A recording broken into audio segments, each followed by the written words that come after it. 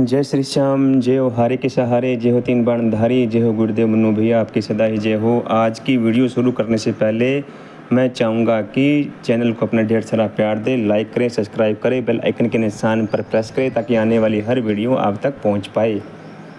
और आज का जो चर्चा करने वाले हैं, भक्ति शुरू करने से पहले ये अवश्य जान लें कि घर में पितृदोष या कोई तंत्र क्रिया तो नहीं है। अगर घर के अंदर अगर कोई तंत्र क्रिया है, अगर आप भक्ति कर रहे हैं, अगर के अंदर तंत्र क्रिया है, अगर आपको तंत्र क्रिया के बारे में अगर आपको पता नहीं है और आप भक्ति कर रहे हैं, तो इसमें होता क्या है, इसमें आपके घर का नाश हो जाता है, सुख शांति चली जाती है।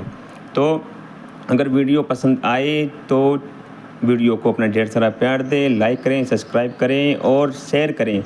भारी मात्रा में शेयर करें, कम से कम 10 लोगों को शेयर करें। अगर जिन लोगों को नहीं पता है उन लोगों को भी पता चल पाए।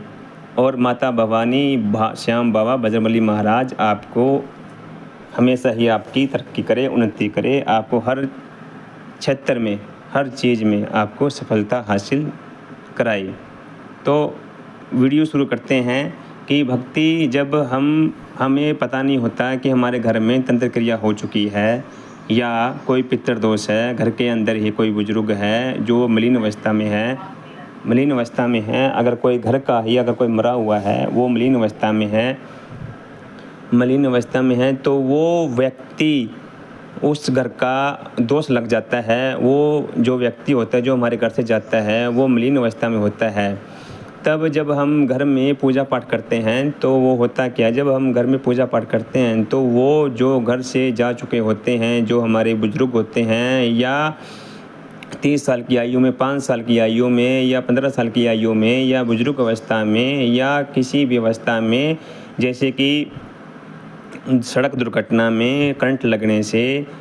जहर पीने से या फांसी लगाने से अगर कोई व्यक्ति हमारे घर से कोई चला जाता है या उसकी मृत्यु हो जाती है तो वो पितृ अवस्था में आता है। अगर पितृ अवस्था में जब आता है, जब वो जीते जी, जब व्यक्ति कोई नाम जाप नहीं करता, भगवान का नाम नहीं लेता, तो उस व्यक्ति के साथ होता क्या है, उस व्यक्ति के साथ यही होता है कि वो मरते ही प्रेत की योनि में जाता है। अगर कोई व्यक्ति जीते जी ये चीज़ें नहीं करता है, नाम जप, साधना, भक्ति और पुण्य का काम नहीं करता है, तो वो प्रेत अवस्था में ही जाता है। और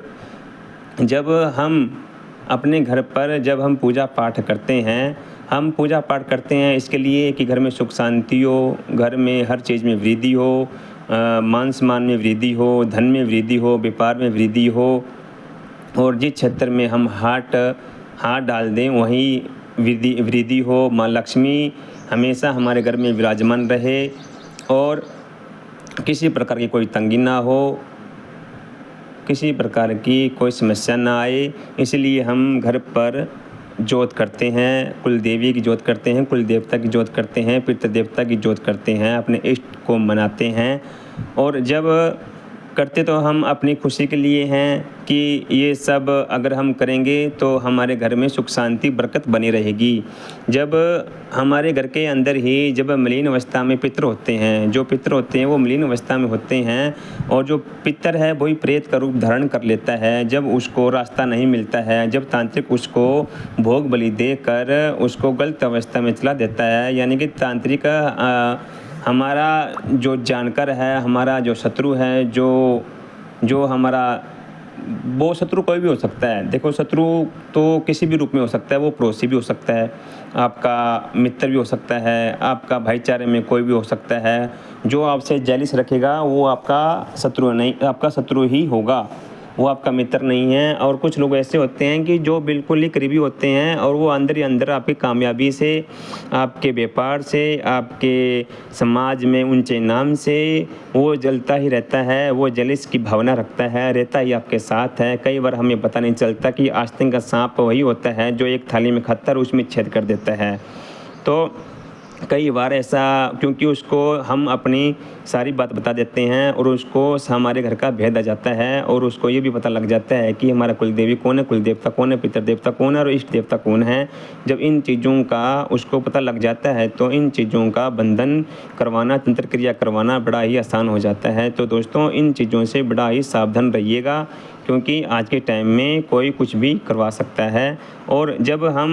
हमें ये पता नहीं होता कि हमारे घर के अंदर मलिन अवस्था में पितर है या प्रेत का रूप ले चुके हैं, तो होता क्या है कि जब हम घर में पूजा पाठ करते हैं तो हमारे घर में सुख शांति की जगह लड़ाई झगड़े होने लगते हैं, मनमुटाव होने लगते हैं। लड़ाई इस कदर बढ़ जाती है कि एक दूसरे का चेहरा देखना पसंद नहीं होता और बोलना तक छोड़ देते हैं। इसका कारण यही होता है कि जब हमारे घर के अंदर जब हम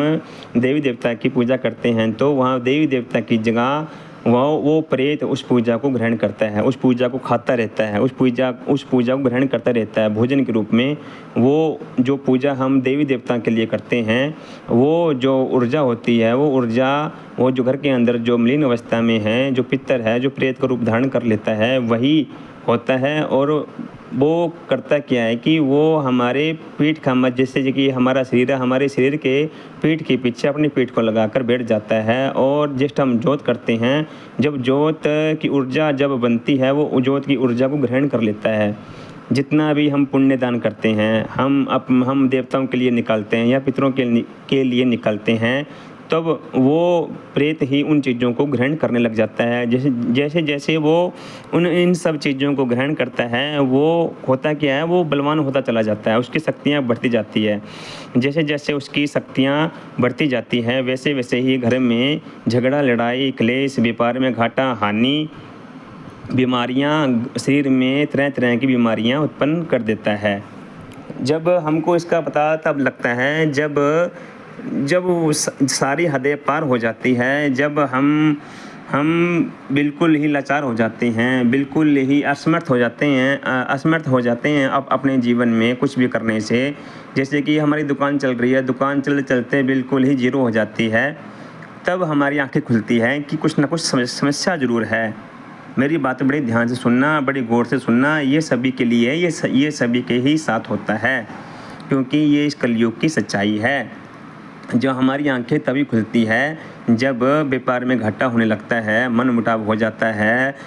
और अपने परिवार से ही अपने परिवार से ही हम कटने लगते हैं, दूर होने लगते हैं। चाहे हमारी वो दोस्ती हो, चाहे हमारे ताऊ चाचे हो, मामा मामी हो, बुआ हो, हमारा रिश्ता सभी से बिगड़ने लगता है। तब हमारी आंखें खुलती है कि हमने आज तक जो भी किया है उसमें हमें हमेशा ही हानि ही हुई है। तो जब भी आपको ये सिचुएशन आती है तो ये समझे कि आपके घर का नाश होने को कोई नहीं रोक सकता। जब भी एक बात बड़े ध्यान से सुनना, जब भी अगर आप घर में पूजा पाठ कर रहे हैं, पूजा पाठ करके अंदर कर रहे हैं, तो अगर आप घर के अंदर मलिन अवस्था में पितर है या किसी ने प्रेत छोड़ दिए हैं भोग बलि देकर, तो आपके घर का नाश होना बिल्कुल ही नामुमकिन है। नामुमकिन नहीं, बिल्कुल ही मुमकिन है। तो क्योंकि जो घर के अंदर जो प्रेत होता है वही ये सब चीज़ें करवा रहा होता है। और प्रेत हमारे शरीर में ऐसी बीमारियां बना देता है, जैसे कि पथरी का होना, जैसे कि सोराइसिस का होना,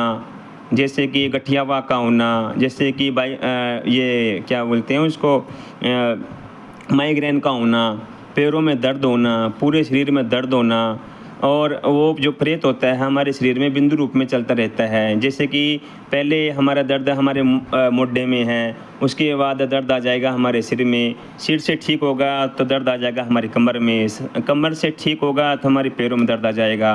पैरों में ठीक होगा तो वो दर्द हमारे पंजों में आ जाएगा। तो ये जब सब चीज़ें होती है तो वो एक प्रेत के कारण होती हैं, क्योंकि जब प्रेत जहाँ जहाँ बैठेगा वहीं दर्द करेगा। जहाँ प्रेत जाएगा, जहाँ प्रेत घूमेगा और जहाँ बैठ जाएगा वहीं प्रेत दर्द करेगा। कभी ये हमारे सिर को बिल्कुल सुन्न कर देगा, सोचने समझने की क्षमता को बिल्कुल ख़त्म कर देगा, और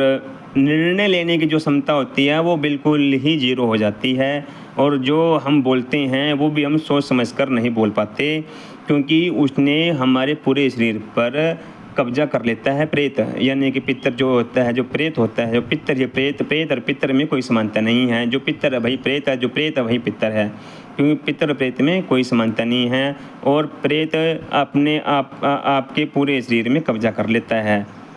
और जब गुस्सा आता है तो एकदम ही आता है, और बहुत सी बीमारियों पैदा कर देता है, पथरी बना देता है, जैसे कि मैंने आपको पहले बताया, बहुत सी समस्या उत्पन्न कर देता है। तो जब भी आपको लगे कि आपको पूजा भक्ति करने से पहले ये ज़रूर जान लेना चाहिए कि आपके घर में पितर दोष तो नहीं है, आपके घर में कोई तंत्र क्रिया तो नहीं है, और वो तंत्र क्रिया है तो कितने टाइम से है, 20 साल से किसने करवाई है, 30 साल से किसने करवाई है। अगर क्रिया करवाई है तो क्रिया के अंदर क्या क्या भोग बलि देकर क्रिया करवाई हुई है, और वो जो तंत्र करने वाला है वो तामसिक होता है, उसने क्या क्या भोग दिया है, इसका सारा जांच करवा के उसके बाद ही जब आपके घर के अंदर आपको लगे कि आपके पितर बिल्कुल साफ़ हो गए हैं, जो आपके पितर है बिल्कुल स्वच्छ हो गए हैं, साफ़ हो गए हैं, देवता रूपी में आ गए हैं, और आपके घर के अंदर कोई तंत्र क्रिया है ही नहीं किसी प्रकार की, तब उस घर के अंदर तरक्की होना शुरू हो जाती है, मान सम्मान बढ़ना शुरू हो जाता है, समाज में हर तरह से वो ऊंचा उठने लगता है जब घर के पितर साफ़ हो जाते हैं। और एक बात मैं हमेशा कहता हूँ कि जिस घर के पितर बिल्कुल साफ़ है, स्वच्छ है, साफ़ है, मैलापन बिल्कुल नहीं है, उस घर का एक पितर, आपके घर का एक पितर अगर साफ़ है तो वो आपको रंग राजा से, यानी कि भिखारी से आपको राजा बना देगा। ये बात मैं हमेशा मेरी हर एक वीडियो में कहता हूँ। अगर कोई आपके घर का एक पितर भी है, बलवान है, साफ़ है बिल्कुल, और देवतुल्य है, देवता के समान है, देवतुल्य है, बलवान है, तो वो आपके घर का रक्षक है, वो आपके घर के मुख्य द्वार पर खड़ा होता है, आपके पूरे घर में भ्रमण करता है, पूरे घर की सुरक्षा करता है। और कोई भी अगर कोई क्रिया आती है, या कोई किसी प्रकार की कोई तंत्र क्रिया करता है, या किसी प्रकार का कोई प्रेत भेजता है, तो जब तक वो आपके घर का जब पितर बलवान होता है तो वो उसको बाहर से ही भगा देता है। क्योंकि जब आपके घर का जो पितर बलवान होता है तो उसको पूछे बगैर, आपके घर के पितर को पूछे बगैर तो देवी देवता भी घर के अंदर एंटर नहीं होते, ये सच्चाई है। जब आपके घर के बाहर आपके पितर खड़े हैं रक्षा के रूप में, आपके घर की रक्षा कर रहे हैं, अगर कोई देवी देवता भी आते हैं तो सबसे पहले वो अपने आपके पितर से ही संपर्क करते हैं कि मैं घर के अंदर जाऊं या ना जाऊं। जब आपके घर के पितर आज्ञा देते हैं तभी देवी देवता घर के अंदर आ सकते हैं, अन्यथा अगर घर का पितर ही अगर कह दे कि घर के अंदर जाने की कोई आवश्यकता नहीं है तो वो देवी देवता भी घर के अंदर प्रवेश नहीं करते। ये सच्चाई है। जिस प्रकार हमारे घर के जो बुजुर्ग आदमी होते हैं, जैसे कि हमारा दादा दादी, जैसे कि घर के बाहर ही बैठे रहते हैं, अगर कोई बाहर का कोई बंदा आता है और पूछता है कि फलाना बंदा कहाँ है, या आपका पोता कहाँ है, पोती कहाँ है, आपका बेटा कहाँ है, जब वो कहती है भाई अंदर है तुम चले जाओ, तभी वो बंदा अंदर आ सकता है, वरना नहीं। ये एक उदाहरण के तौर पे है और ये सच्चाई है। आप इसे जितना जल्दी जान लोगे उतना ही ठीक रहेगा। जय श्री श्याम, जय श्री श्याम, जय श्री श्याम।